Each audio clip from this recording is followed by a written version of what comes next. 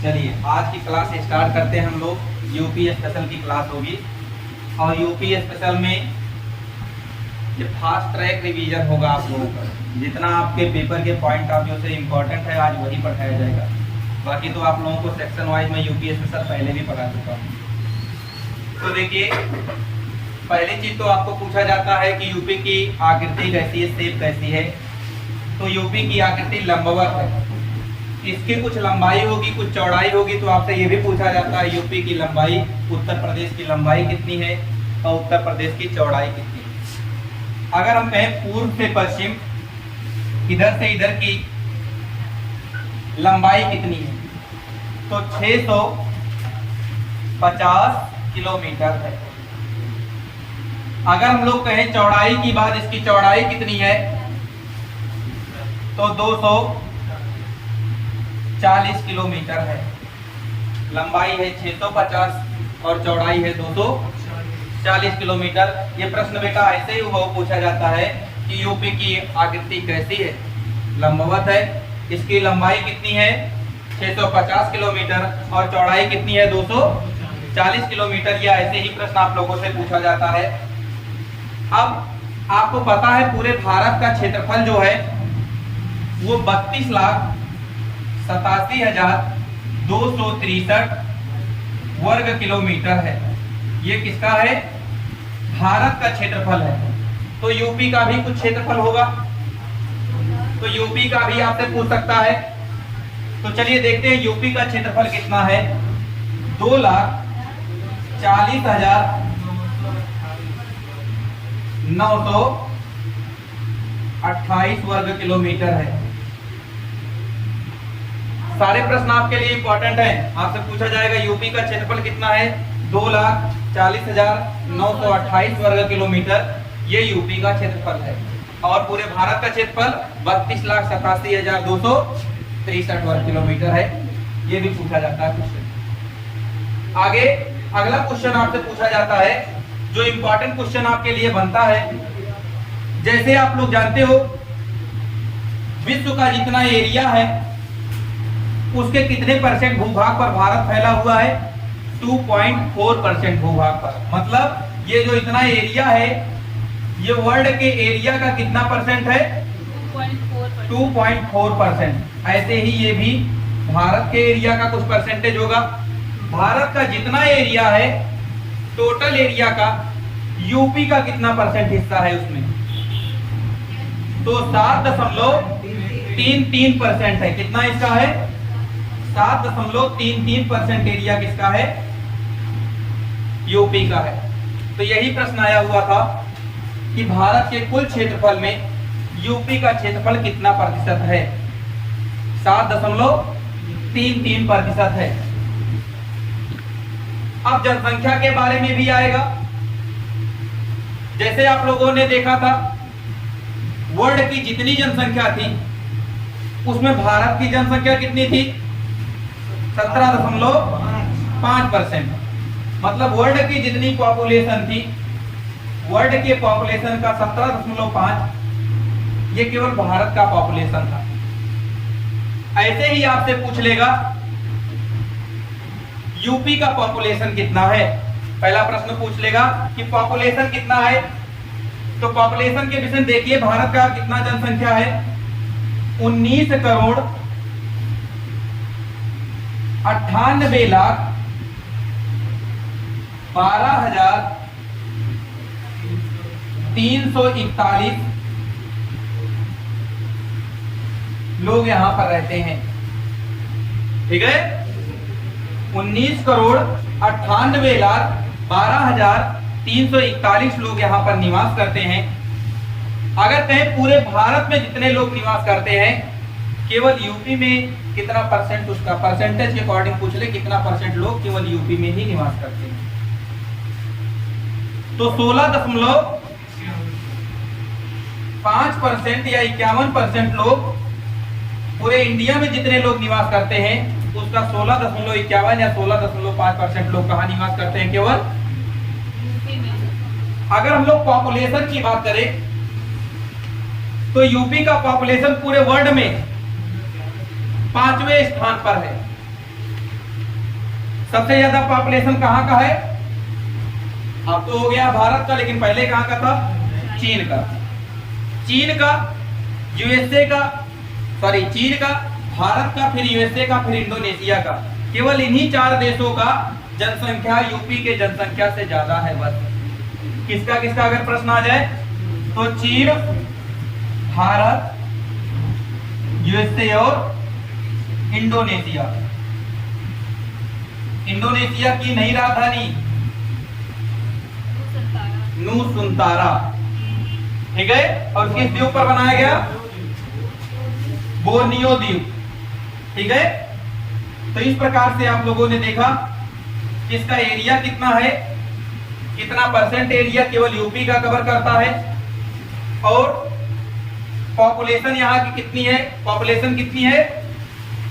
19,98,12,341 kilometre केवल यहाँ का पॉपुलेशन है।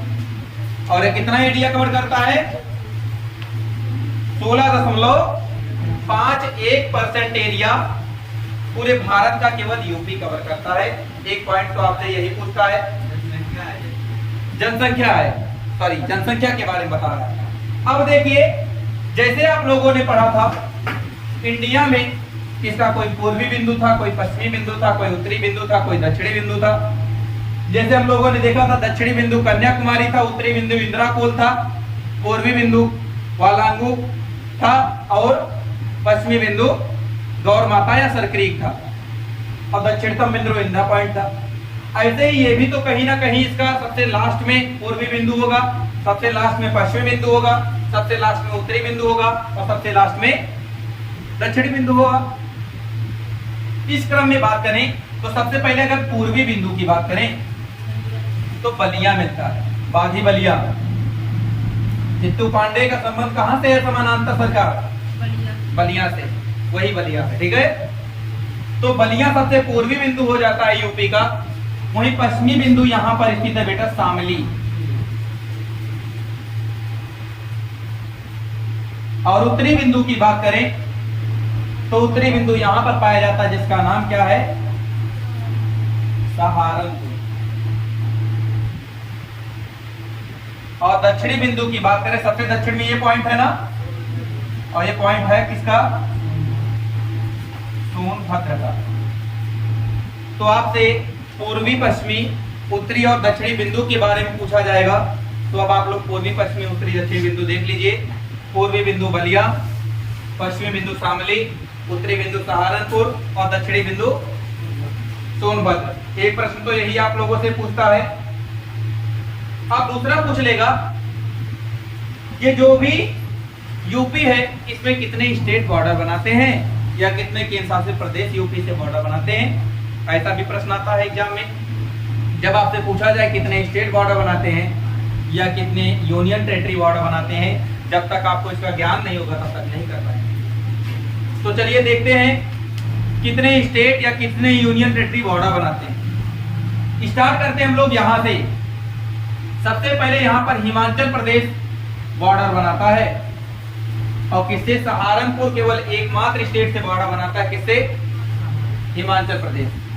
उसके बाद यहां पर यूके, यूके मतलब यूनाइटेड किंगडम नहीं, उत्तराखंड।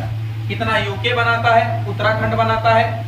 उसके बाद एक अंतरराष्ट्रीय सीमा भी यूपी बनाती है, वो भी किससे? नेपाल से। नेपाल बॉर्डर बनाता है यहां तक, महाराजगंज तक। और उसके बाद इधर स्टार्ट हो जाता है फिर आपका बिहार। कौन सा एरिया स्टार्ट हो जाता है? महाराजगंज से लेकर सोनभद्र तक किसका विस्तार है? बिहार का ही विस्तार है। उसके बाद इस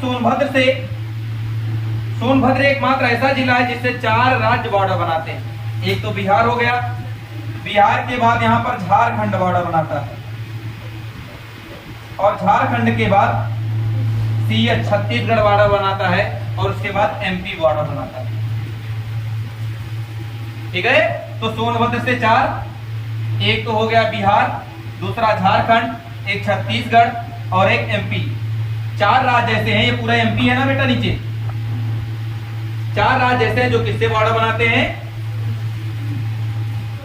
सोनभद्र से बॉर्डर बनाते हैं। उसके बाद देखिए, जब थोड़ा और आगे बढ़ते हैं, यहां तक तो एमपी है, एमपी के बाद स्टार्ट हो जाता है राजस्थान, और राजस्थान के बाद आ जाता है यहां से यहां तक राजस्थान, फिर आ जाता है दिल्ली। एक केंद्र शासित प्रदेश भी बॉर्डर बनाया, कौन सा? दिल्ली। उसके बाद स्टार्ट हो जाता है हरियाणा। पंजाब बॉर्डर नहीं बनाता, एक बार प्रश्न में दिया था पंजाब, तो याद रखना पंजाब यूपी से बॉर्डर नहीं बनाता है। क्लियर हुआ सबको? अब देखते हैं कितने स्टेट आए। हिमाचल प्रदेश 1, उत्तराखंड 2, बिहार 3, झारखंड 4, छत्तीसगढ़ 5, मध्य प्रदेश 6, राजस्थान 7 और हरियाणा 8 स्टेट आए, और एक अंतरराष्ट्रीय सेवा आया नेपाल, और एक केंद्र शासित प्रदेश दिल्ली आया। अब क्वेश्चन ये भी पुटअप कर सकता है, और क्वेश्चन ये भी पुटअप कर सकता है कि कितने कितने जिलों से कौन सा स्टेट बॉर्डर बनाता है यूपी के, ये भी तो आ सकता है। यूपी के कितने कितने जिलों से बॉर्डर बनाता है, अगर ये प्रश्न पूछा जाए तो अगर जिलों का क्वेश्चन आएगा, सबसे पहले हम लोग हिमाचल प्रदेश से ही स्टार्ट करेंगे। हिमाचल प्रदेश मैंने बताया एक जिले से बॉर्डर बनाता है, वो भी किससे? सहारनपुर से। ये बेटा उत्तराखंड 7 से बनाता है, नेपाल 7 से बनाता है, और बिहार भी 7 से ही बनाता है। और सबसे ज्यादा डिस्ट्रिक्ट से बॉर्डर मध्य प्रदेश बनाता है, 11 डिस्ट्रिक्ट। उसके बाद ये जो राजस्थान है 2 डिस्ट्रिक्ट से बनाता है, और दिल्ली भी 2 से बनाता है। अब आया हरियाणा 6 से बनाता है। तो टोटल आप लोग कितने डिस्ट्रिक्ट से बॉर्डर बनाते हैं ये भी क्लियर हो गया। याद करना बेटा बहुत ही आसान है। देखो, 1 से कितने बनाने वाले हैं? केवल 1। कौन है वो? हिमाचल प्रदेश से, सहारनपुर। 2 से बनाने वाले 2 कौन कौन से? एक दिल्ली और एक राजस्थान। 7 से बनाने वाले 3 कौन कौन से? उत्तराखंड, नेपाल और बिहार। 3 7 से। अब इधर आ जाओ, सबसे ज्यादा बनाने वाला मध्य प्रदेश, कितने से? 11 से। उसके बाद कोई और बचा? हरियाणा। हरियाणा कितने से बनाता है? 6 से बनाता है। क्लियर सबको? हिमाचल प्रदेश 1, उसके बाद उत्तराखंड 7, नेपाल 7, बिहार 7, उसके बाद एमपी 11, उसके बाद राजस्थान 2, दिल्ली 2 और हरियाणा 6। तो इस प्रकार से आपसे जिला पूछा जाएगा कि कितने जिलों से बॉर्डर बनाता है। थोड़ा सा स्टैंडर्ड जब क्वेश्चन करते हैं तो पूछते हैं किन किन जिलों से बॉर्डर बनाता है, कौन से 7 जिले कौन से हैं या 11 जिले कौन से हैं। आपसे ये भी प्रश्न पूछ लेते हैं कौन कौन से जिले बॉर्डर बनाते हैं। तो देखते हैं कौन कौन से जिले हैं जो बॉर्डर बनाते हैं, उसके विषय में भी जानकारी करते हैं हम लोग।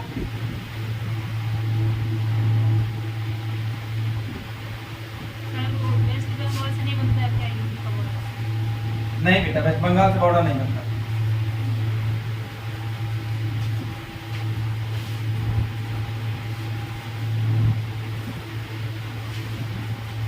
चलिए, अब पहला हम लोग जिक्र करते हैं यहाँ पर हिमाचल प्रदेश। हिमाचल प्रदेश एकमात्र जिले से बॉर्डर बनाता है, उसका नाम क्या है? सहारनपुर। और हिमाचल प्रदेश के बाद हम लोगों ने क्या पढ़ा था? उत्तराखंड के बारे में पढ़ा था। उत्तराखंड कितने जिलों से बॉर्डर बनाता है? 7 जिलों से बॉर्डर बनाने वाला डिस्ट्रिक्ट कौन सा है? उत्तराखंड है। अब चलिए उत्तराखंड का जान लेते हैं कौन कौन जिले से बॉर्डर बनाता है। एक तरफ से चलते हैं, सबसे पहले मिलेगा क्या? सहारनपुर से बनाएगा। उत्तराखंड किससे बनाता है बॉर्डर? सहारनपुर से बनाएगा। उसके बाद मुजफ्फराबाद, मुजफ्फरनगर ना, मुजफ्फरनगर के बाद बिजनौर, उसके बाद देखो एक आ गया सहारनपुर, मुजफ्फरनगर, और अब मुरादाबादी बिरयानी खाएंगे तो मुरादाबाद आ गया। और मुरादाबादी बिरयानी खाने के बाद क्या याद आ गया? राम का नाम। तो राम के नाम से क्या हो जाएगा? रामपुर। और नाम लेने के बाद क्या होता है? बरेली की बर्फी खाने लगे, बोले राम राम राम। और बरेली की बर्फी खाने के बाद ही क्या हो गया? लाल पीले होने लगे, मतलब पीलीभीत पहुंच गए। तो कितने डिस्ट्रिक्ट हो गए? 1 2 3 4 5 6 7 हो गए। फिर से याद करो, सहारनपुर, मुजफ्फरनगर, बिजनौर, 3 याद करना है बस आप लोगों को। सहारनपुर, मुजफ्फरनगर, बिजनौर, सहारनपुर, मुजफ्फरनगर, बिजनौर। अब मुरादाबादी बिरयानी मिल गया, खाते ही राम का नाम याद आ गया, रामनगर। और जैसे ही राम का नाम याद आया, क्या खाने लगे? बर्फी खाने लगे बरेली की, तो बरेली हो गया। और बरेली की बर्फी खाते ही क्या हो गए? लाल पीले पड़ गए। ठीक है, तो पीले से क्या हो गया? पीलीभीत। तो आपको 7 डिस्ट्रिक्ट आशा करते हैं याद हो गया होगा। याद हो गया ना? फिर से देखिए, सहारनपुर, मुजफ्फरनगर और बिजनौर। फिर आइए मुरादाबाद बिरयानी खाए, उसके बाद राम का नाम लेने लगे, फिर बरेली की बर्फी खाए, फिर लाल पीले हो गए। अब उसके बाद नेपाल बॉर्डर बनाता था, मैंने बताया था नेपाल में कितने बॉर्डर बनाता है? 7 से बॉर्डर बनाता है। तो एक तो पीलीभीत से बनाएगा ही बनाएगा, पीलीभीत से बनेगा ही बनेगा। और साथ में पीलीभीत के बाद क्या आ जाएगा? क्या आएगा बेटा? पीली खीर। कैसी खीर खाया? पीलीभीत, फिर लखीमपुर खीरी आ गया।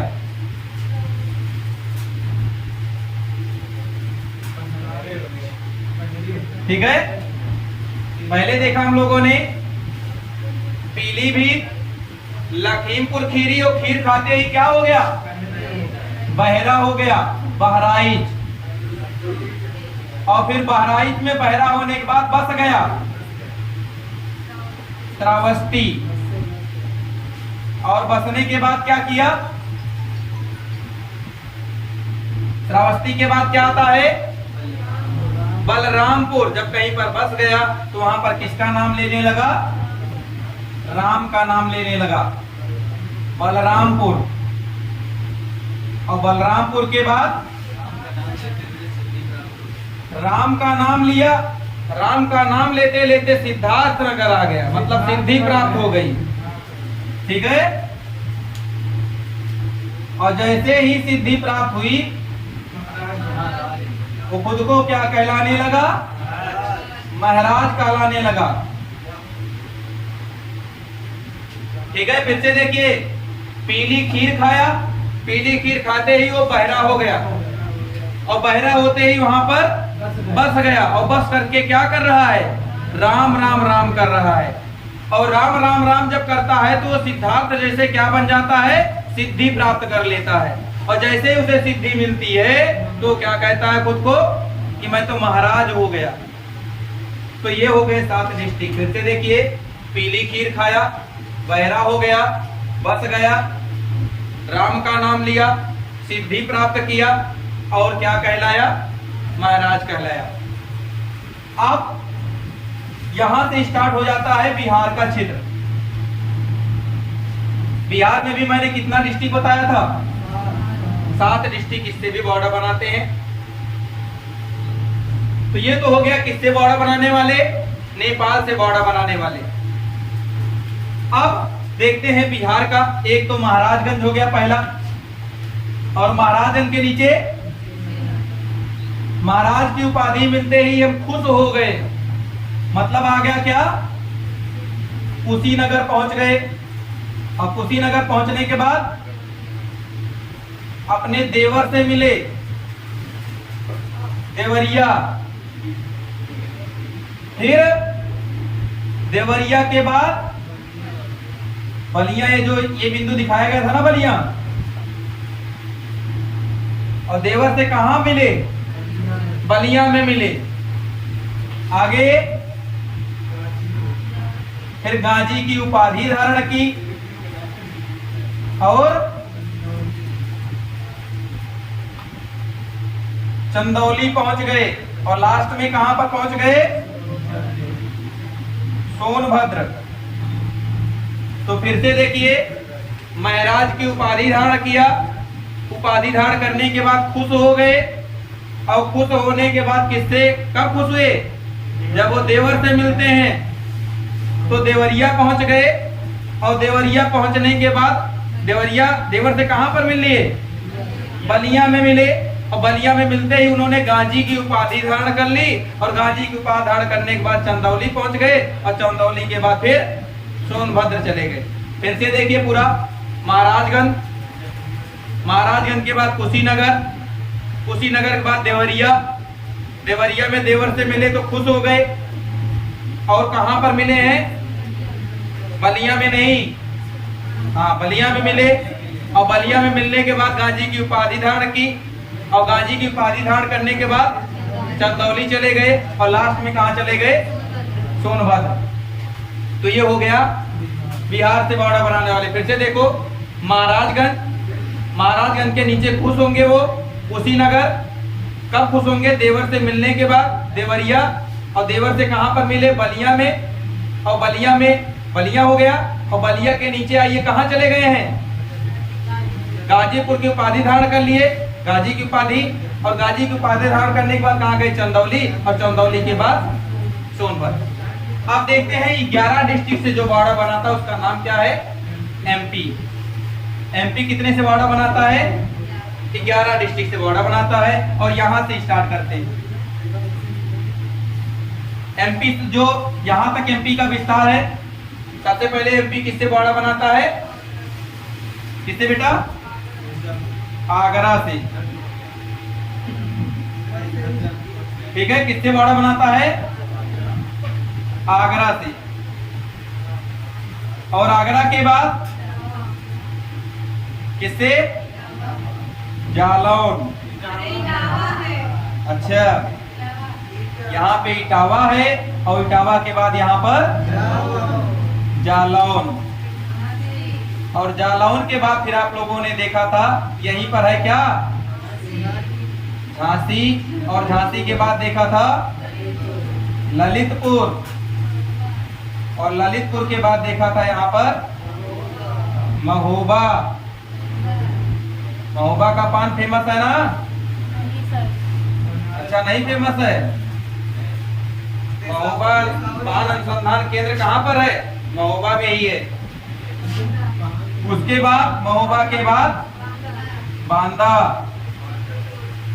और बांदा के बाद चित्रकूट, और चित्रकूट के बाद प्रयागराज, और फिर मिर्जापुर, और लास्ट में सोनभद्र।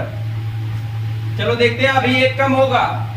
आगरा 1, इटावा 2, जालौन 3, झांसी 4, ललितपुर 5, महोबा 6, बांदा 7, प्रयागराज सॉरी चित्रकूट 8, प्रयागराज 9, मिर्जापुर 10 और सोनभद्र मतलब पूरा हो गया।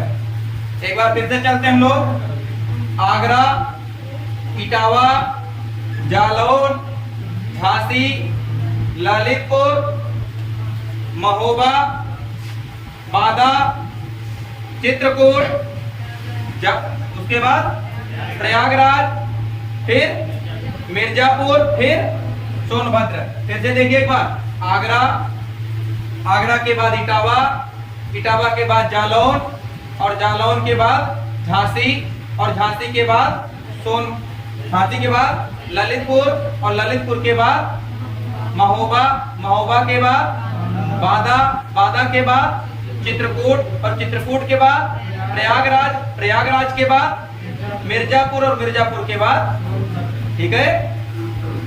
तो ये हो गया हम लोगों का 11 डिस्ट्रिक्ट जो एमपी से बॉर्डर बनाते हैं। अब देखते हैं राजस्थान आता है ना इसके बाद, एमपी के बाद।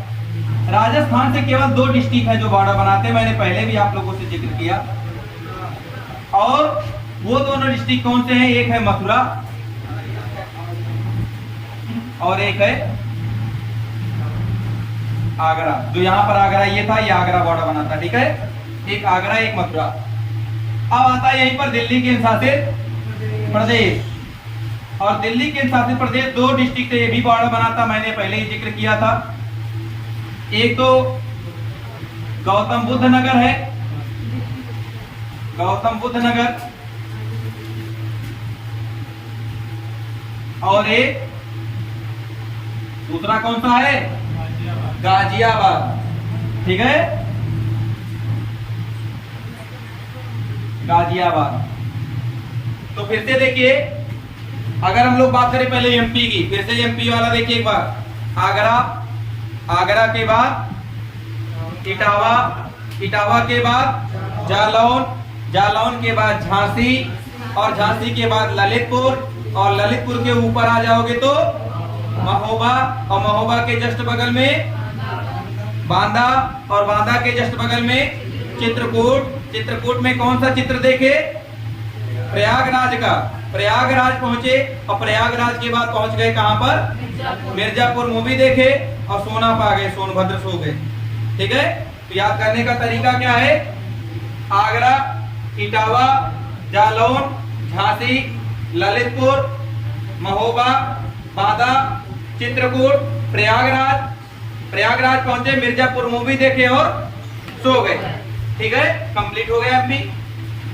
अब देखते हैं मथुरा और आगरा, ये बनाते हैं राजस्थान से, और दिल्ली से 2 बनाते हैं, एक गौतम बुद्ध नगर और एक गाजियाबाद। अब बचा कौन सा, हरियाणा।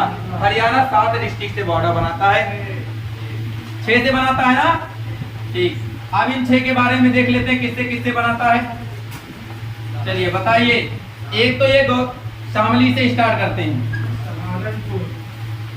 अच्छा, पहले सहारनपुर चलते हैं, सहारनपुर, शामली और बागपत,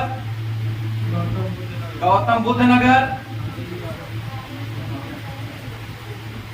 फिर अलीगढ़ का ताला लगेगा,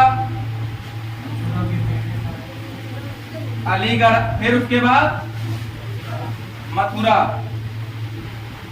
हो गए ना, कितने हुए, 6 हो गए। फिर से देखिए, एक तो हमको ये दोनों मिल गए जो इसमें थे, इसमें का एक कौन सा मिला, गौतम बुद्ध नगर मिला ना, जो दिल्ली एनसीआर का था। 6 के बारे में फिर से देखिए,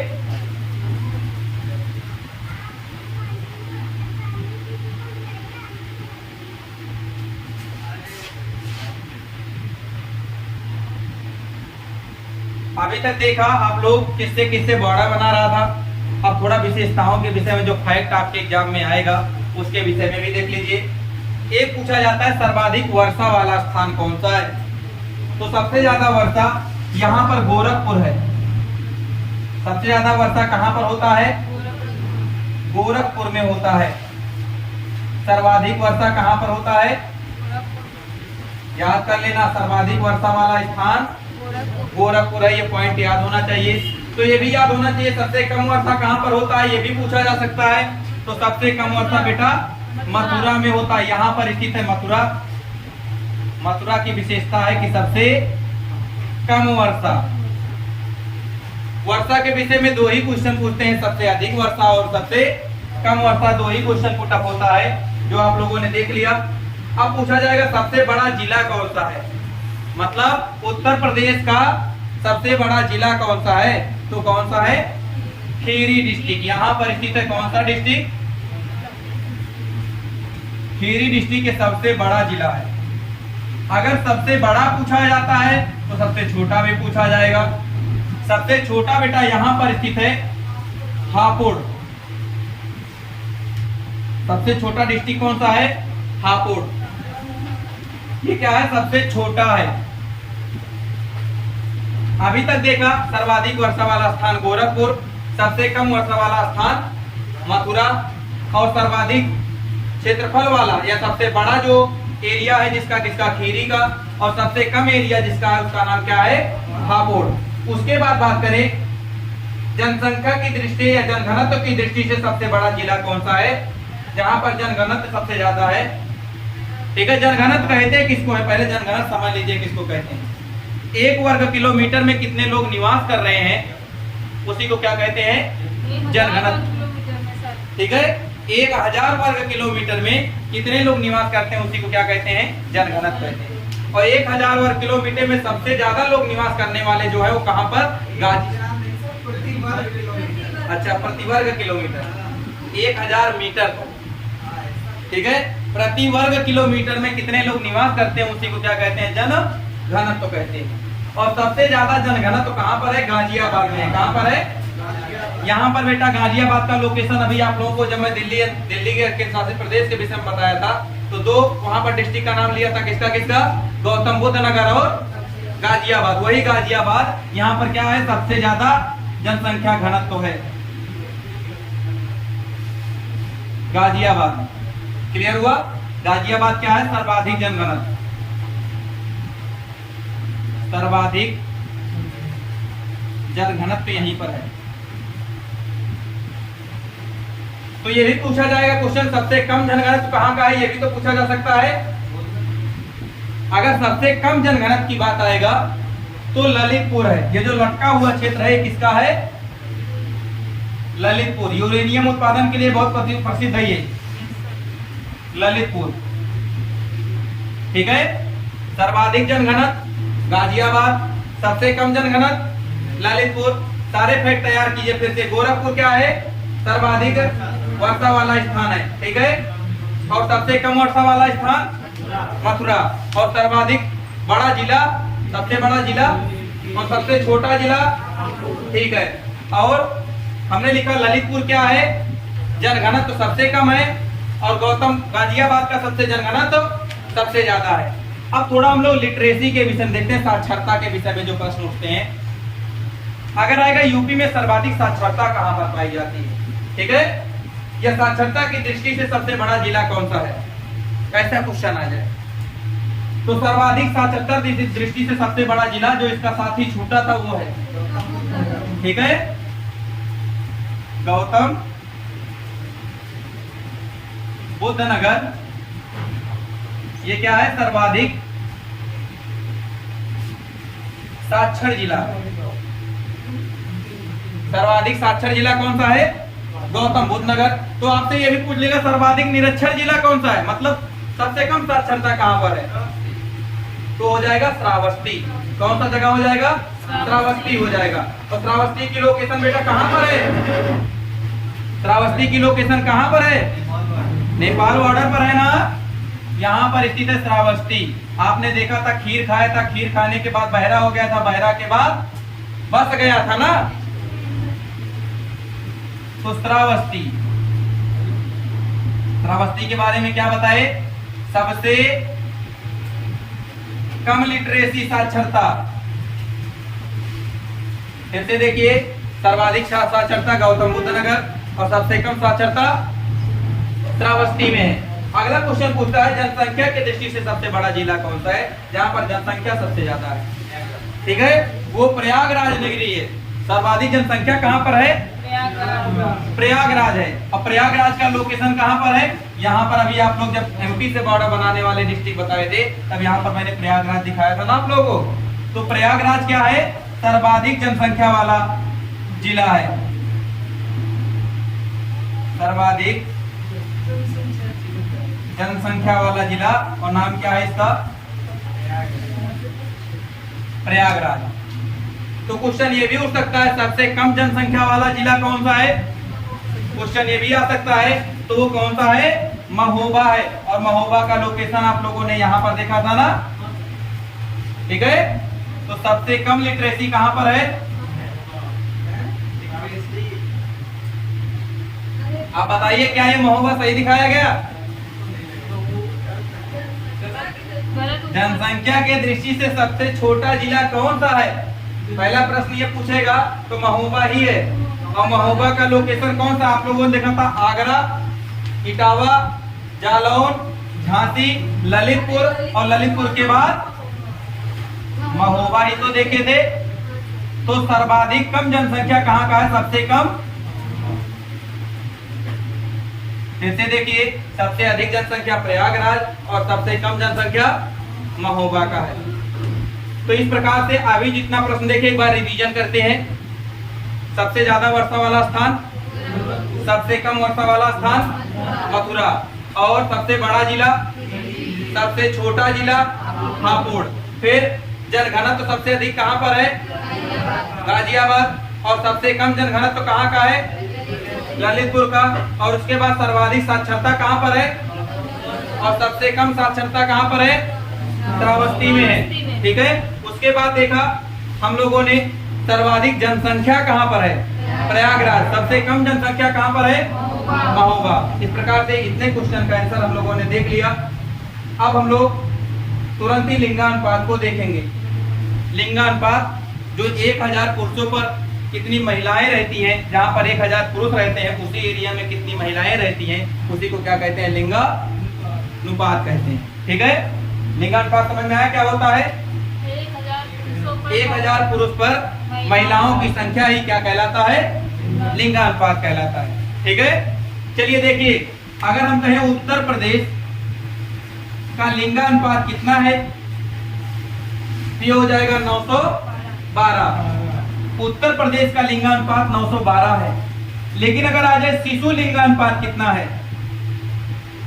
उत्तर प्रदेश का तो तैयार है आपको 912 है, लेकिन क्वेश्चन अगर पूछ लेगा शिशु लिंगानुपात कितना है तो 902 है। अगर शिशु लिंगानुपात भी आपको याद है तो पूछ लेगा एससी लिंगानुपात कितना है, मतलब अनुसूचित जाति लिंगानुपात कितना है। ऐसा क्वेश्चन जब पूछ लेगा तो अब ये अनुसूचित जाति लिंगानुपात कितना है? 907 है। अनुसूचित जाति लिंगानुपात कितना है? 907 है। अच्छा, जब एसटी का पूछ सकता है तो एसटी का भी आ सकता है। एसटी का बेटा सबसे ज्यादा है। एसटी का कितना है? 951 है। 951 एसटी का है। फिर से देखिए, पूरे यूपी का लिंगानुपात 912, शिशु का लिंगानुपात 902, एससी का लिंगानुपात 907 और एसटी का लिंगानुपात 951। ये चारों लिंगानुपात आपसे पूछे जाते हैं कि लिंगानुपात यूपी का कितना है, या पूछा जाएगा लिंगानुपात शिशु का कितना है, या पूछा जाएगा एससी का लिंगानुपात कितना है, या पूछा जाएगा एसटी का लिंगानुपात कितना है। तो ये पॉइंट क्लियर करके रखना।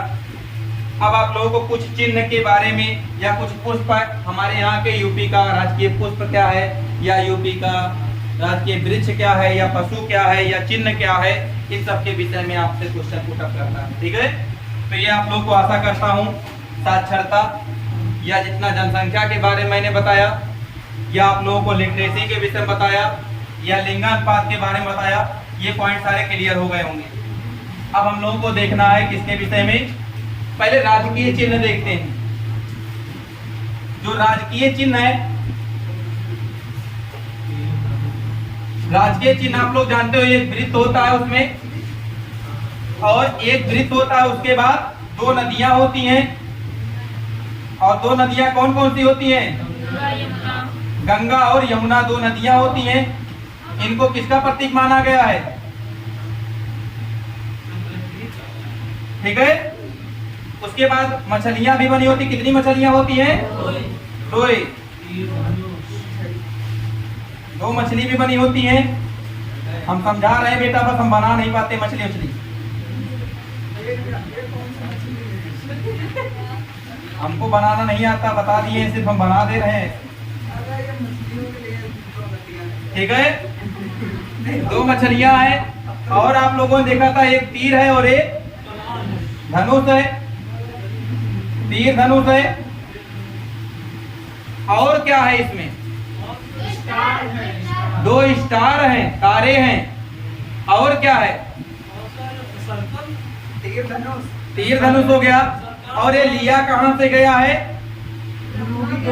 लखनऊ के रूमी दरवाजे से लिया गया है, और इसको हमारे राजकीय चिन्ह के रूप में 1938 में स्वीकृति मिली थी।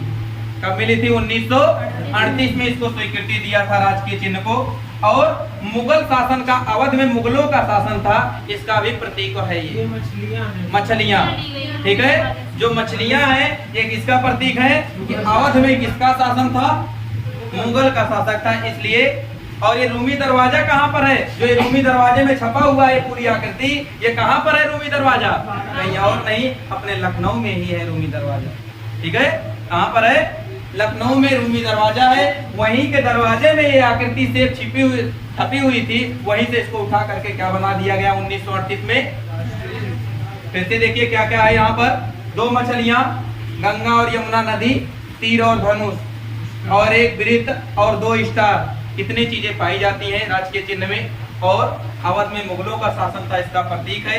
और कहाँ से लिया गया? रूमी दरवाजे से लिया गया है, ये भी पॉइंट याद रखना। 1938 में इसको क्या बना दिया गया। अब उसके बाद बेटा है तो बहुत सिंपल क्वेश्चन कि राजकीय पशु क्या है, राजकीय वृक्ष क्या है, राजकीय पुष्प क्या है, लेकिन गलतियां आप लोग कर देते पेपर के टाइम पर, इसलिए पता होना चाहिए, मेरा बताना कर्तव्य है और उसको नोट कर लेना आप लोग। जैसे पहला क्वेश्चन उठता है राजकीय पशु क्या है। राजकीय पशु आप लोग जानते हो 12 सिंहों वाला 12 सिंहा, 12 सिंहों वाला 12 सिंहा है। ठीक है, राजकीय पशु 12 सिंहा है। अब कोई हमको बताओ 12 सिंहा का वैज्ञानिक नाम क्या है? रघुवंश डुआ कुली है, रघुवंश डुआ कुली है, रघुवंश डुआ कुली है। ठीक है, 12 सिंहा।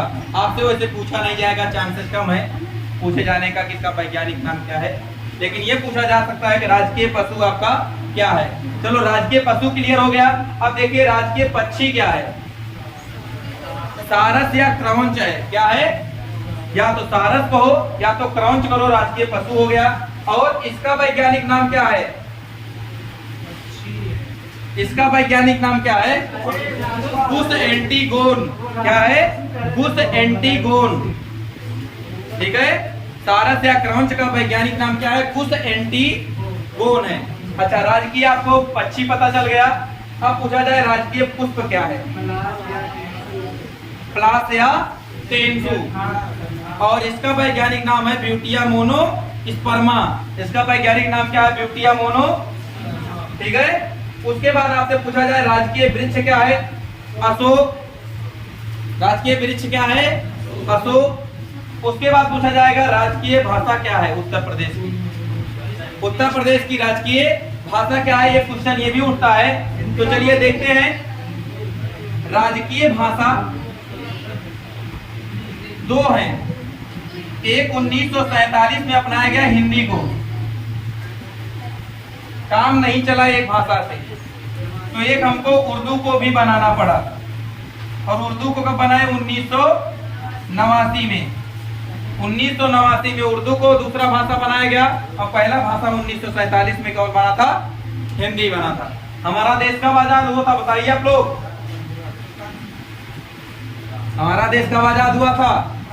14 अगस्त सन 1947 के मध्यरात्रि में, मध्यरात्रि के समय में हमारा देश आजाद हुआ। लेकिन हम लोग अपना जो आजादी का दिन मनाते हैं वो 15 अगस्त को मनाते हैं। जो हाँ बेटा 15 अगस्त लग गया था, लेकिन जो नल्ला पाकिस्तान है वो कहता नहीं, वो 14 अगस्त को ही मनाता है। ठीक है, हाँ बेटा। उसके बाद राजकीय खेल क्या है? हॉकी। और हॉकी का जादूगर किसको कहते हैं? मेजर ध्यानचंद। अब मेजर ध्यानचंद खेल रत्न पुरस्कार अभी हाल ही में किसको मिला है?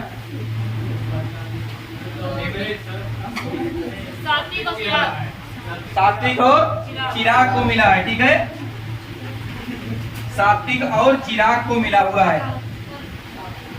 आगे देखिए, आपसे क्वेश्चन पूछा जाता है अब नामकरण को लेकर के, यूपी का नाम यूपी कैसे पड़ा? लंबा नहीं बेटा, मैं बहुत शॉर्ट में बताता हूँ क्योंकि आपका ये रिवीजन का टाइम चल रहा है। ठीक है, बहुत शॉर्ट में आप लोग समझिएगा। 1836 से 77 तक, बेटा ध्यान इधर कीजिए, 1836 से 77 तक इसका नाम था उत्तर पश्चिमी प्रांत। क्या नाम था? उत्तर पश्चिमी प्रांत। मतलब कहने का मतलब क्यों कहे होंगे इसको अंग्रेज लोग उत्तर पश्चिमी प्रांत, क्योंकि ये भारत के किधर पड़ता है, उत्तर और पश्चिम में पड़ता है, इसीलिए इसको उत्तर पश्चिमी प्रांत कहे। आगे इसका नाम 1877 से लेकर 1921 तक, ठीक है, 1877 से लेकर 1937 तक ना, बेटा मैं शॉर्ट कर रहा हूं आप लोगों को। 1877 लेकर जो आपसे पूछा जाता है ज्यादातर क्वेश्चन, 1877 से लेकर 1937 तक इसको जिस नाम से जाना गया, आगरा और अवध प्रांत के नाम से जाना गया, आगरा और अवध प्रांत के नाम से जाना गया।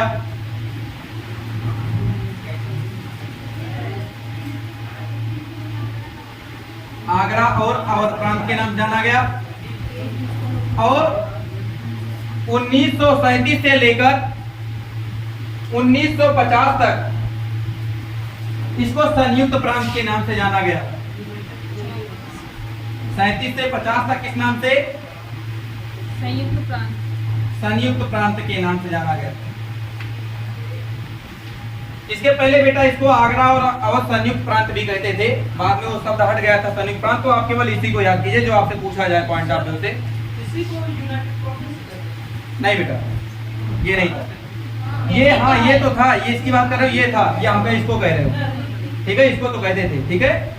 फिर से देखिए 1836 से 77 तक क्या कहते थे, उत्तर पश्चिमी प्रांत।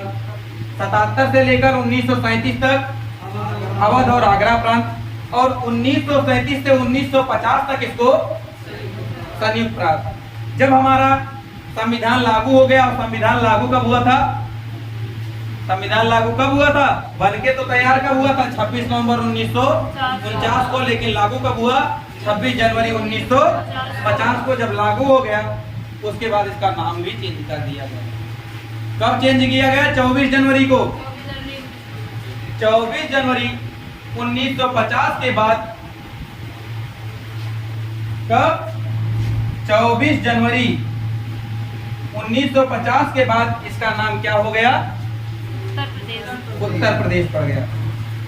24 जनवरी 1950 को इसका नाम उत्तर प्रदेश पड़ गया, इसलिए 24 जनवरी को क्या मनाते हैं, यूपी डे मनाते हैं। तो इसका नामकरण यूपी कब हुआ, 24 जनवरी 1950 को। लेकिन जो उत्तर प्रदेश दिवस मनाने का निर्णय लिए, मतलब कब यूपी डे लागू किया गया, 24 जनवरी 1950 को, इसका नाम हो गया यूपी। लेकिन कब से यूपी डे मनाने के लिए बिल रखा गया, मतलब बिल पास किया गया, ये 2015 में,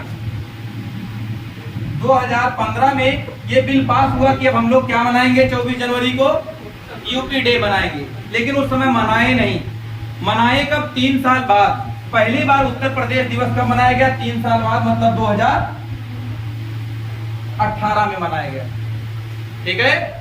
24 जनवरी 1950 को इसका नाम उत्तर प्रदेश रखा गया।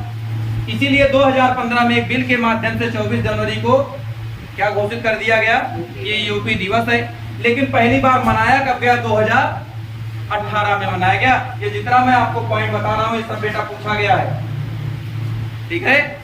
अब अगला पॉइंट आता है राज्य पुनर्गठन अधिनियम, किससे संबंधित, यूपी से।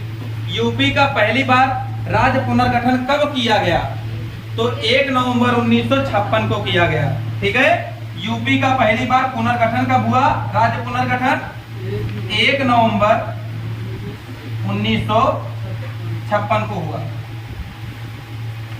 लेकिन उसके बाद अगला क्वेश्चन पूछता है कि कब 13 जिले यूपी से टूटकर एक अलग स्टेट बनाए, तो 9 नवंबर 2000 को क्या डेट आया, 9 नवंबर 2000 को यूपी के 13 जिले यहां से टूट गए, और 13 जिले टूटकर क्या नाम बनाए, उत्तरांचल। बेटा क्या नाम हुआ, उत्तरांचल हुआ कब, 9 नवंबर 2000 को। उत्तरांचल से इसका नाम उत्तराखंड कब बदला गया, 2007 में। 2007 में इसका नाम उत्तरांचल से क्या रख दिया गया, उत्तराखंड रख दिया गया। तो आपसे प्रश्न ये भी पूछा जाएगा, यूपी के कितने जिले सम्मिलित थे उत्तरांचल में? 13 जिले सम्मिलित थे, या इसका नाम उत्तराखंड का पड़ा, ये भी पूछा जाता है। अब आपसे लिटरेसी के विषय में पूछा जाता है कि उत्तर प्रदेश में लिटरेसी का क्या रेशियो है, इसके बारे में क्वेश्चन आता है। आगे चर्चा करते हैं। अब यहाँ पर लिटरेसी रेट कितनी थी, साक्षरता दर पूछा जाता है, परसेंटेज साक्षरता दर के विषय। तो उत्तर प्रदेश की औसत साक्षरता कितनी थी, पहला क्वेश्चन तो यही उठता है। ठीक है, यूपी की औसत साक्षरता कितनी?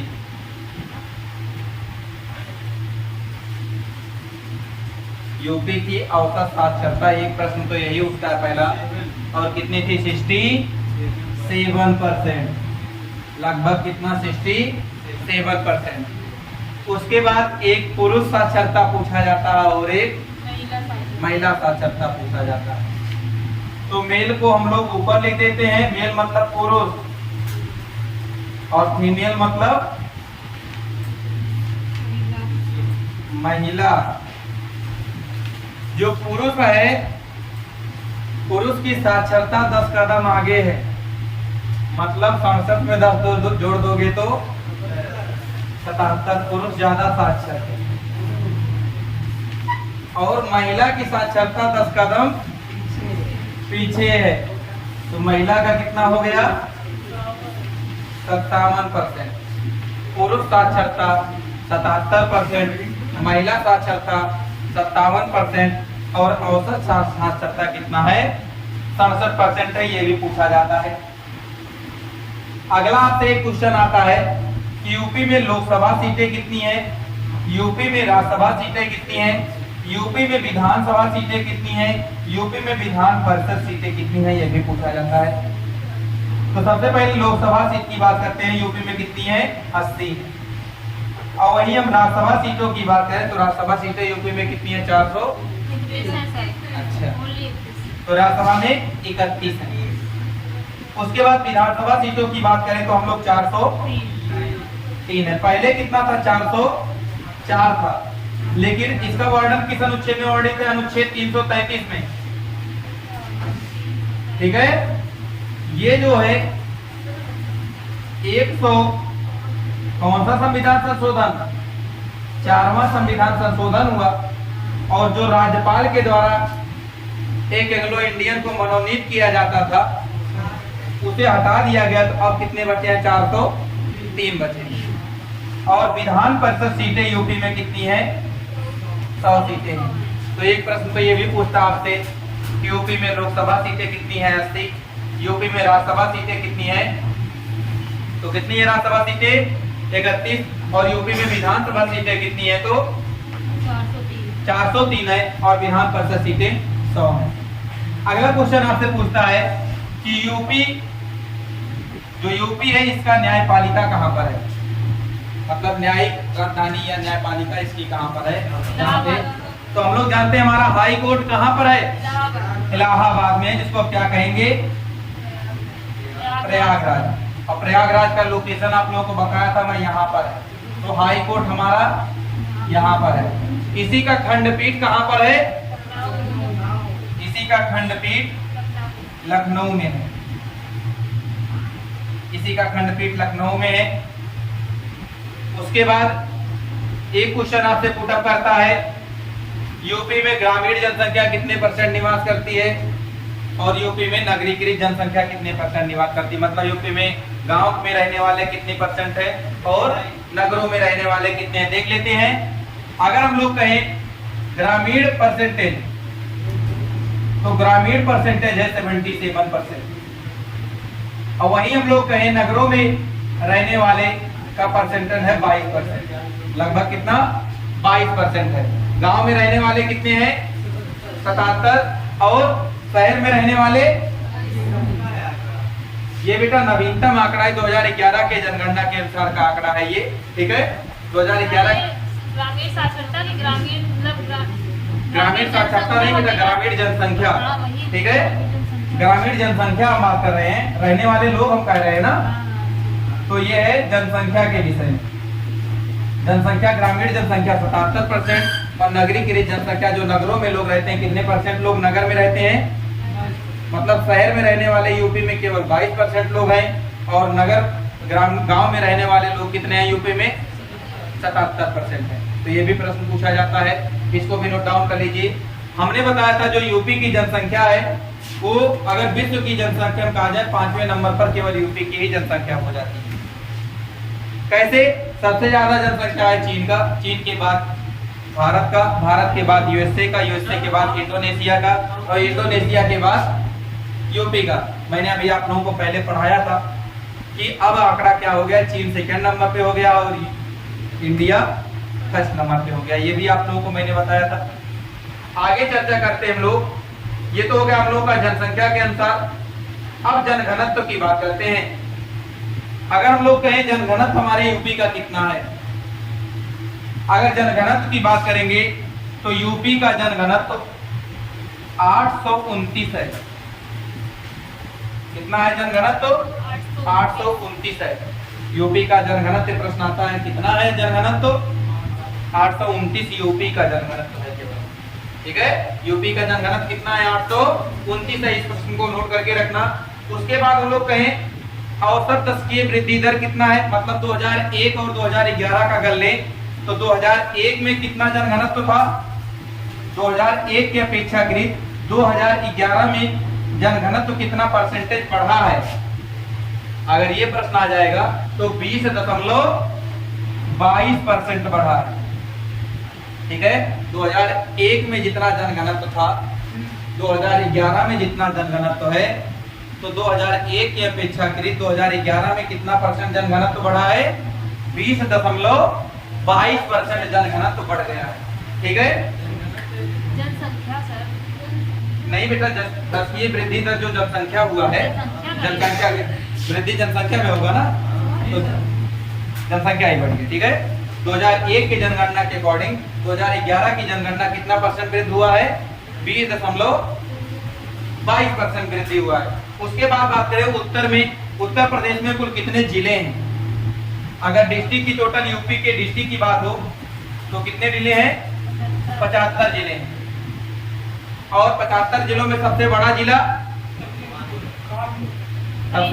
कानपुर। अभी मैं बताया था सबसे बड़ी जिला टिहरी है और सबसे छोटा जिला हापुड़ है, तुरंत ही भूल जाते हो। अब नगर निगम की बात करें तो यूपी में नगर निगम कितने हैं? नगर निगम कितने हैं? 17 हैं। अब बताइए 17वां नगर निगम कौन सा है? हो सकता है यही क्वेश्चन पूछ ले। तो 17वां नगर निगम कौन सा है? शाहजहांपुर। शाहजहांपुर ये क्या है? 17वां नगर निगम है। वही मंडल की संख्या अगर कहें यूपी में मंडल कितने हैं तो 18 मंडल है। मंडल कितने हैं? 18 हैं। तो क्वेश्चन पूछ सकता है 18वां मंडल कौन सा है? अलीगढ़। 18वां मंडल कौन सा है? अलीगढ़ है। ये भी पूछा जा सकता है कि क्वेश्चन 18वां मंडल कौन सा है। अभी आप लोगों को बताया कि यूपी में टोटल जिलों की संख्या कितनी है? 75 है। तो हो सकता है क्वेश्चन तो यही पूछ सकता है 75वां जिला कौन सा है। ठीक है, तो यूपी का 75वां जिला कहीं कहीं पर मिलता है संभल है और कहीं कहीं पर मिलता है हापुड़ है। सॉरी, हापुड़ नहीं, कुछ और मिलता है, याद नहीं पड़ रहा है, इसको देख लेना आप लोग। हापुड़ ही शायद मिलता है, बहुत क्लियर नहीं है, हापुड़ ही है। ठीक है, जो ऑप्शन में होगा, चाहे संबलपुर होगा संबल होगा संबल लगा देना, हापुड़ होगा तो हापुड़ लगा देना, अगर दोनों होगा तो संबल लगाना। ठीक है, तो इसमें बेटा थोड़ा क्लियरिटी कम है लेकिन दोनों मिलते हैं। ठीक है, 75वां जिला ये भी मिलता है, 75वां जिला ये भी मिलता है। तो संबलपुर को आप प्रेफरेंस देना, संबल को। ठीक है, ये पॉइंट क्लियर हो गया ना। अब आगे पूछ, क्या बेटा?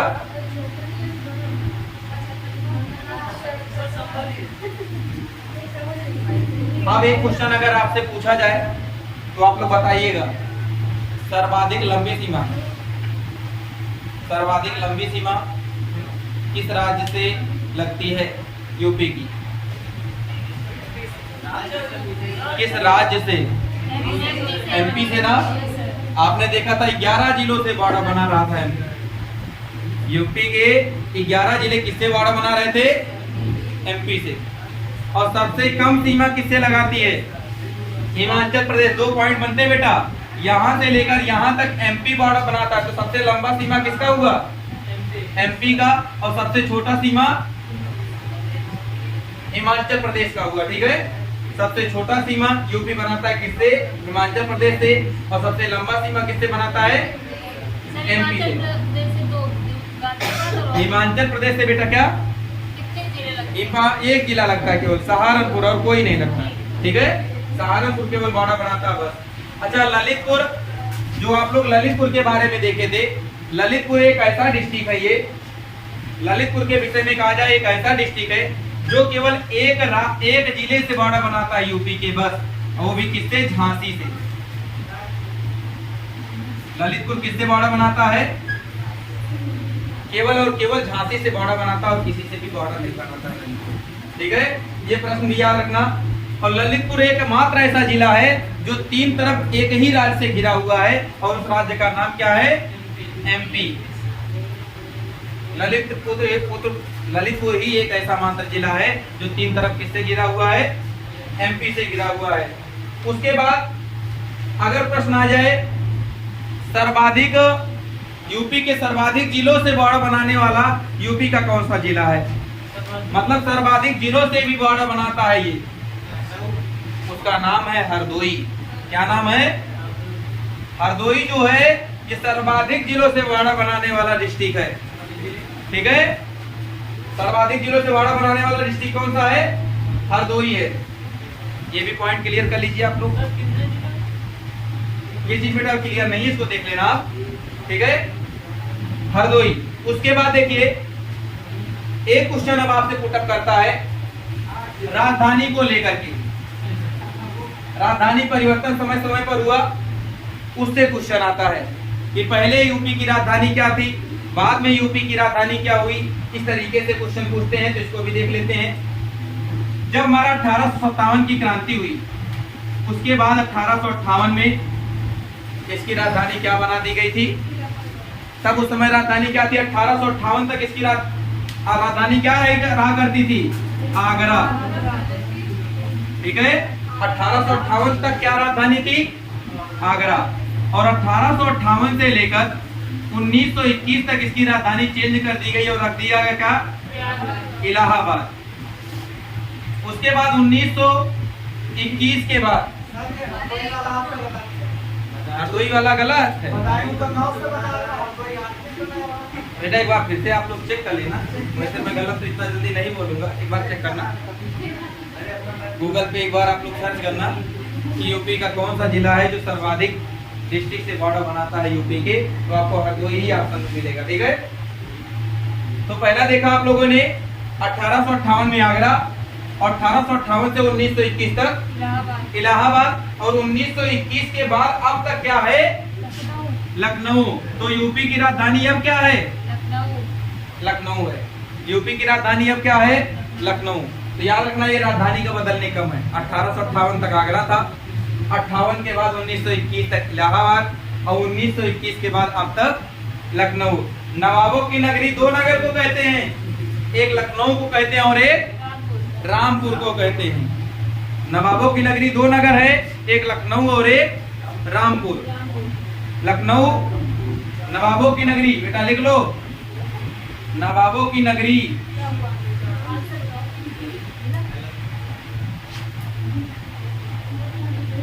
रामपुर और क्या हुआ बेटा? आप लोगों ने देखा आंसर? देखा? वैसे हरदोई ही होना चाहिए। एक बार आप लोग फिर चेक कर लीजिएगा हरदोई है कि बदायूं है। अभी मैं चेक कर लूंगा। ठीक है, आगे देखते हैं। क्वेश्चन आया था? हाँ बेटा आया हुआ क्वेश्चन। आप लोग इसको एक बार देख लीजिएगा क्वेश्चन, या हम ही देख के बता देंगे। ठीक है, उसके बाद देखिए अब राजधानी के विषय में पूछता है। जैसे यूपी की न्यायिक राजधानी क्या है, यूपी की प्रशासनिक राजधानी क्या है, यूपी की विधायी राजधानी क्या है, यूपी की धार्मिक राजधानी क्या है, इस तरीके के क्वेश्चन आते हैं। तो सबसे पहले यूपी की विधायी और प्रशासनिक राजधानी, जहां से विधान बनता है, विधि बनता है यूपी का, और जहां से प्रशासन चलाया जाता है, ऐसी राजधानी कौन सी है, लखनऊ। तो यूपी के राजधानी के बारे में देख लीजिए आप लोग तुरंत। राजधानी के बारे में जो क्वेश्चन आता है, एक तो यूपी के विषय में पूछेगा, पहला विधायी राजधानी। विधायी राजधानी, विधायी राजधानी क्या है, लखनऊ। या प्रशासनिक राजधानी पूछेगा तब भी क्या है, न्यायिक राजधानी दूसरा क्वेश्चन उठाएगा, ये है इलाहाबाद। न्यायिक राजधानी क्या है, इलाहाबाद। उसके बाद आपसे पूछेगा धार्मिक राजधानी। धार्मिक राजधानी क्या है, हाँ, धार्मिक राजधानी क्या है, वाराणसी। ठीक है, क्या है, वाराणसी। और वाराणसी का लोकेशन कहाँ है, यहाँ कहीं है ना। उसके बाद अगला क्वेश्चन आपसे पूछेगा कि यूपी का औद्योगिक राजधानी कौन सा है। ठीक है, औद्योगिक राजधानी जब आएगा कौन सा है तो क्या हो जाएगा, कानपुर। कानपुर माती नहीं बेटा, कानपुर। ठीक है, तो राजधानी देखिए, विधायी और प्रशासनिक राजधानी लखनऊ, न्यायिक राजधानी इलाहाबाद, या इसको क्या कहेंगे, प्रयागराज, और धार्मिक राजधानी वाराणसी, और औद्योगिक राजधानी कानपुर है। ठीक है, इस चीज को भी याद रखना। और ये जो बेटा कहेंगे, अब जो ये इलाहाबाद है या प्रयागराज है न्यायिक राजधानी, यहाँ पर हमारा हाई कोर्ट है। पूरे 25 हाई कोर्ट में सबसे ज्यादा जज इसी हाई कोर्ट में है। ठीक है, 107 जज यहाँ पर उपस्थित, 60 सॉरी 100। ठीक है, सर्वाधिक जजों की संख्या अगर किसी हाई कोर्ट में है तो किस हाई कोर्ट में है, प्रयागराज हाई कोर्ट में है। ठीक है, अब बेटा एक क्वेश्चन आप लोगों से ये भी पुटअप हो सकता है, कुछ शहर है जिसके मुख्यालय के विषय में पूछा जाता है, यहाँ का मुख्यालय कौन सा है। ठीक है, इस पॉइंट को नोट कीजिए, 160 इलाहाबाद हाई कोर्ट में। ठीक है, अगला क्वेश्चन आपसे पुटअप करेगा बेटा, ये क्वेश्चन आता है आपसे, जैसे अमेठी, पहला सुनिए हमारी बात, आपसे मुख्यालय पूछता है, हेडक्वार्टर कहाँ का कौन सा है। आप लोग जानते हो सीआरपीएफ जो है, सीआरपीएफ का हेडक्वार्टर कहाँ पर है, या सीआरपीएफ प्रशिक्षण केंद्र कहाँ पर खोला गया है, अमेठी में ही खोला गया, यहाँ नहीं पुराना है। ठीक है, अब सुनिए मुख्यालय के विषय में, पहला मुख्यालय हम लोग अमेठी के विषय में पढ़ेंगे, और अमेठी का मुख्यालय क्या है, कैसे याद करोगे, अमेठी से हमने अम्मा याद करवाया था, और अम्मा किसको पूछती हैं, गौरी को पूछती हैं। ठीक है, तो अमेठी का मुख्यालय गौरीगंज। ठीक है, उसके बाद दूसरा गौतम बुद्ध नगर का देखते हैं, गौतम बुद्ध नगर, इसका मुख्यालय ग्रेटर नोएडा है। गौतम कौन थे, ग्रेट थे ना, तो ग्रेटर नोएडा है।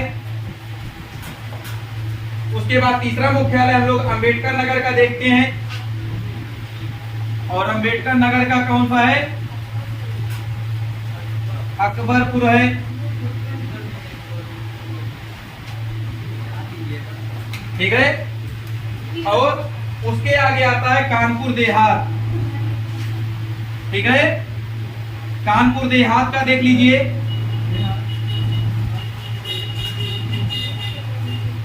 जहां पर देहात आ जाए वहां पर माती होता है, मारते हैं देहात में लोग शराब पी के ना। ठीक है, शाम को शराब पी के क्या हो जाते हैं, मदमस्त हो जाते हैं। तो कानपुर देहात का क्या हो जाएगा, मुख्यालय अकबरपुर, अकबरपुर माती हो जाएगा। सर ये अलग अलग है क्या, अकबरपुर? हाँ बेटा, दोनों अलग अलग है। जिला है, हाँ ठीक है। हाँ, अगला देखो सोनभद्र, बहुत ज्यादा इंपॉर्टेंट। रॉबर्टगंज, रॉबर्ट्सगंज। ठीक है, तो सोना कहाँ मिलेगा? रॉबर्ट्सगंज में मिलेगा। ठीक है, उसके बाद अगला देखते हैं फर्रुखाबाद।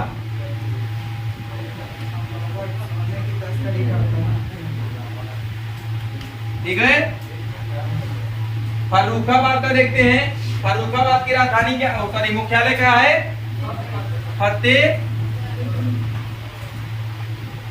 फतेहगढ़, यहां पर है बेटा। ठीक है, यहां पर है फतेहगढ़। उसके बाद संत कबीर नगर देखते हैं।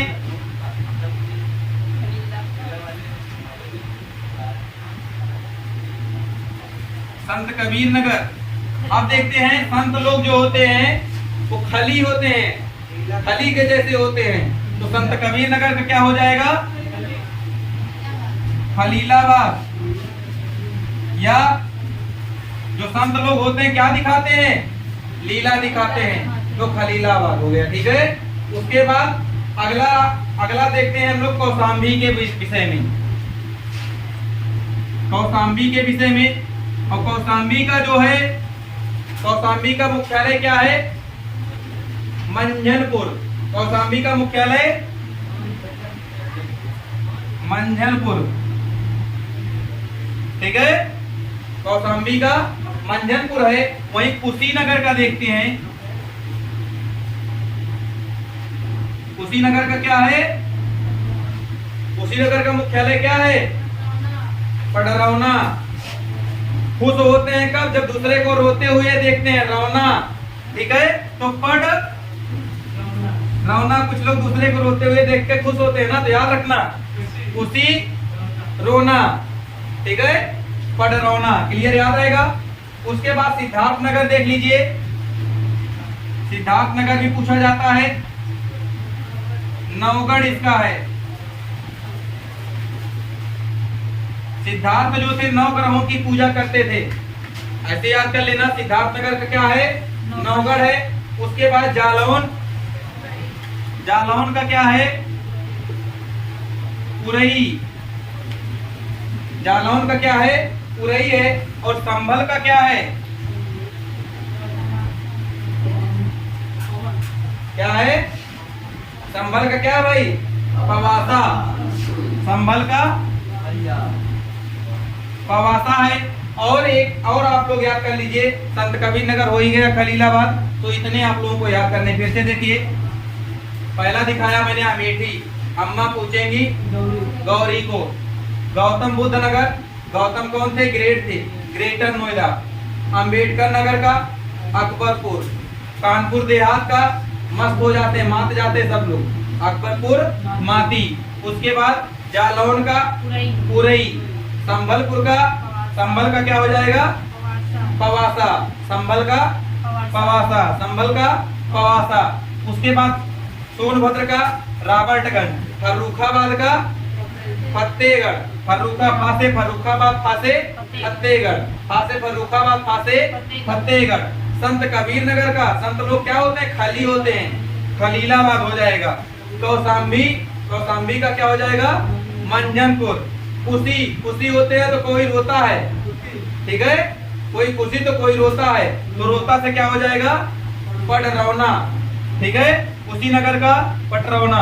और सिद्धार्थनगर का नवगढ़। सिद्धार्थनगर का नवगढ़। और गौतम बुद्ध नगर का ग्रेटर नोएडा। इस प्रकार से जो मुख्यालय थे इंपॉर्टेंट, आप लोगों को मुख्यालय के विषय में बता दिए। ठीक है, अब आप लोगों को प्रमुख शोध और संस्थान के विषय में पढ़ना है। कौन कौन से शोध हैं, कौन कौन से संस्थान हैं। चलिए अब देखते हैं अनुसंधान केंद्र के विषय में। आपसे पूछा जाता है कौन सा अनुसंधान केंद्र यूपी में किस जगह पे है, ये भी क्वेश्चन आता है। ठीक है, जैसे पहले एक पूछता है राष्ट्रीय चीनी अनुसंधान केंद्र। एक क्वेश्चन आता है राष्ट्रीय चीनी अनुसंधान केंद्र, ये कहां पर है? कानपुर में। याद रखना, चीनी अनुसंधान केंद्र कानपुर में है। लेकिन जब पूछे जाएगा आप लोगों से राष्ट्रीय गन्ना अनुसंधान केंद्र या केंद्रीय गन्ना अनुसंधान केंद्र, ठीक है, तो ये कहां पर है? लखनऊ में है। वहीं एक प्रश्न और उठता है, एक तो चीनी के विषय में पूछा जाएगा और दूसरा गन्ना के विषय में अनुसंधान केंद्र। और जब ये उठ जाएगा क्वेश्चन राष्ट्रीय गन्ना अनुसंधान परिषद कहाँ पर है, तो चेंज हो जाता है। ठीक है, शाहजहांपुर में है। ठीक है, जब राष्ट्रीय गन्ना अनुसंधान परिषद आएगा तो कहाँ पर हो जाएगा, शाहजहांपुर में हो जाएगा। चीनी अनुसंधान केंद्र आएगा तो कानपुर में हो जाएगा, और गन्ना अनुसंधान केंद्र आएगा तो लखनऊ हो जाएगा। 3 टाइप्स के प्रश्न आते हैं बेटा इस पे, एक चीनी और एक गन्ना और एक परिषद। परिषद पूछेगा तो शाहजहांपुर, शाहजहांपुर। गन्ना का पूछेगा तो लखनऊ, और चीनी का पूछेगा तो